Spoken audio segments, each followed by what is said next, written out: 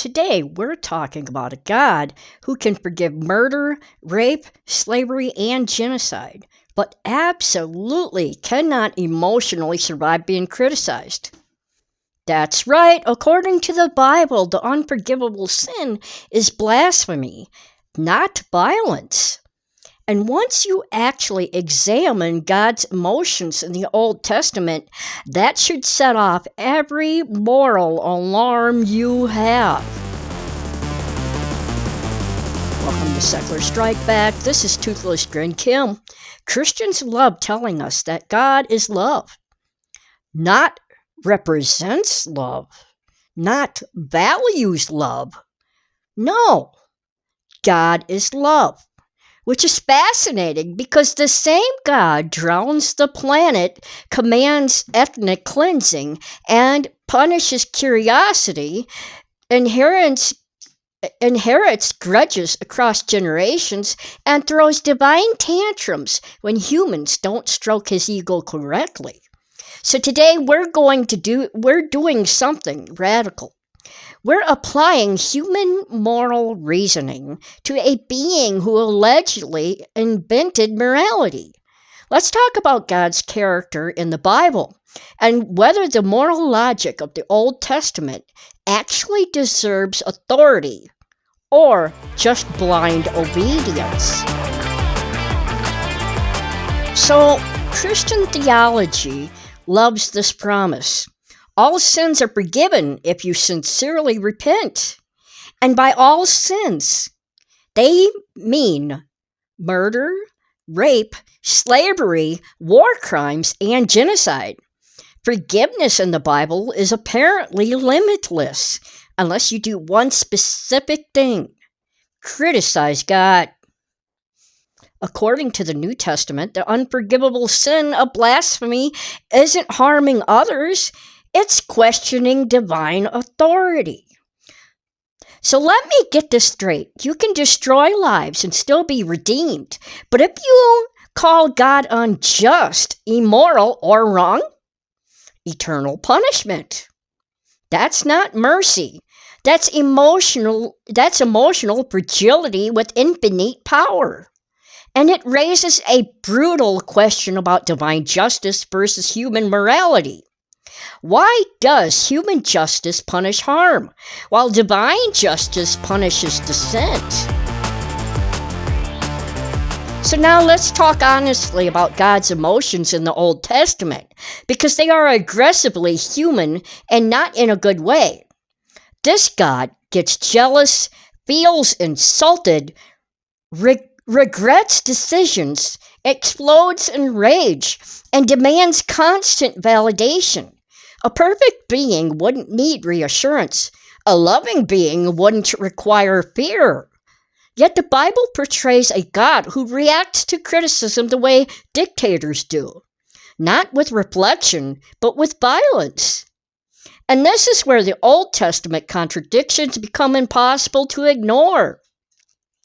God is supposedly all-knowing, all-loving, perfectly just, yet behaves like a volatile authority figure who cannot tolerate disagreement. That's not transcendence. That's insecurity. Faith is framed as a virtue. Hebrews calls it belief without evidence, which is convenient because evidence is exactly what we don't have. Faith demands belief first, then punishes doubt. That structure isn't about truth. It's about control. And when belief matters more than behavior, morality collapses into obedience. That's not ethics. That's authoritarian conditioning dressed up as holiness. So let's revisit the Garden of Eden. God forbids the tree of knowledge of good and evil. Think about that. God doesn't forbid cruelty. God forbids understanding morality. Then God threatens death if Adam and Eve eat the fruit. They eat it, they don't die, they gain moral awareness. So who lied? The serpent says they won't die. God says they will. Only one of those statements matches reality. And instead of accountability, God responds with shame, expulsion, and collective punishment in the Bible that infects every future generation. Punishing descendants for an ancestor's curiosity isn't justice. It's inherited guilt. No ethical human system allows that. So why does God get a pass? That is something to really think about. The blood story is often framed as cleansing. Let's call it what it is: global mass murder. God kills nearly everything because humanity didn't believe the way he wanted. Children, animals, people with no choice in the system. And remember, this God supposedly knew it would happen, which means the flood exposes a fatal contradiction between omniscience and moral responsibility. If God knew the outcome, the punishment was premeditated. And after wiping out the planet, God promises never to do it again. That's not divine wisdom. That's regret. Why does a perfect being need a do-over? Christians insist humans have free will. They also insist God knows everything. But free will and predestination in Christianity can't logically coexist. If God knows every future action, then every sin was guaranteed. Punishing people for predetermined outcomes isn't justice. It's entrapment. Yet the Bible insists God is morally flawless, while humans bear eternal blame. That's not accountability. That's scapegoating. So let's stop dancing around it. The narcissism of the biblical God isn't subtle. Clinical narcissism includes demand for admiration, inability to accept criticism, lack of empathy, punishment of dissent, and blame shifting. Sound familiar? God demands worship, punishes doubt, destroys those who disobey, and insists he's loving while doing it. But guess what? Forced love isn't real love. It isn't genuine.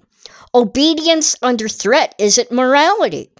That's abuse, scaled up to infinity. So here's why this matters now. Modern Christian nationalism mirrors God's character in the Bible perfectly. Loyalty over ethics, obedience over compassion, punishment for dissent, moral exemption for authority. They aren't worshiping love. They're worshiping power. And that's why authoritarian leaders thrive in religious movements. They reflect the same moral structure. Question authority and you're evil. Submit and you're righteous.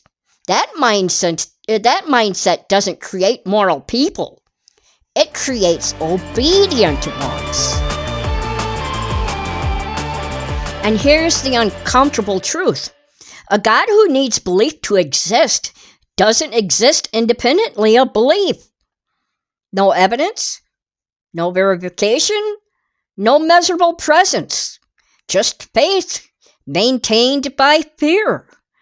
When belief fades, God fades, not into heaven, but into history. So let me ask you this. If a human ruler behaved the way the biblical God does, demanding loyalty, punishing doubt, excusing violence, and enforcing collective punishment, would you call them moral? Or would you call them dangerous? Drop your thoughts in the comments. If this episode hit a nerve, hit subscribe and tell me, which part of God's emotions in the Old Testament were you taught never to question? If you enjoyed this episode of Secular Strike Back and you live in the United States and wish to support the podcast, please consider making a $3 monthly donation by going to my Patreon and becoming a member. The link is in the description below.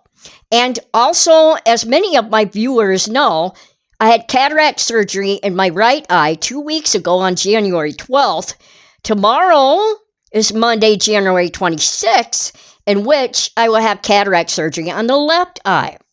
So I may not be around this coming week.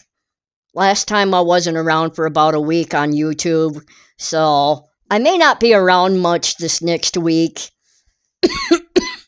So hence, this is why I packed so many videos into this past week to kind of make up for that. So that you have plenty to watch while I'm not around. So you'll see me after I have surgery on the left eye, you'll see me without the glasses for a while. The prescription's just too strong, especially the right eye right now. When I get the surgery on the left, the prescription will be too strong. Both eyes, I won't be able to wear the glasses. So you'll see me without glasses for a while as the glasses, as the eyes need to heal enough, that once that left eye heals enough, then we'll be able to do the prescription and get me some new glasses. And the glasses will be mainly to help with the stigmatism, because the stigmatism also distorts the vision. The insurance companies do not cover a specialized lens to put in the eye to cover the part that would help with stigmatism. It's, lots and lots of money out of pocket you had to pay per eye. So I still need glasses for that. So you'll be seeing glasses eventually on me. Right now you won't. So because of the prescription lenses they place in your eye, once they take the cataract out, they got to put in that prescription lens. Due to the prescription lenses, it looks to be like, I don't really need much of any prescription now for nearsightedness. Like I said, it'd be mainly for the stigmatism. Hopefully, in the next few weeks, I'll be seeing pretty good again. Thanks to all my supporters who have subscribed and enjoy the podcast. If you are new here and you liked this video, remember to please like, subscribe, and I'll see you on Secular Strike Back the next time around.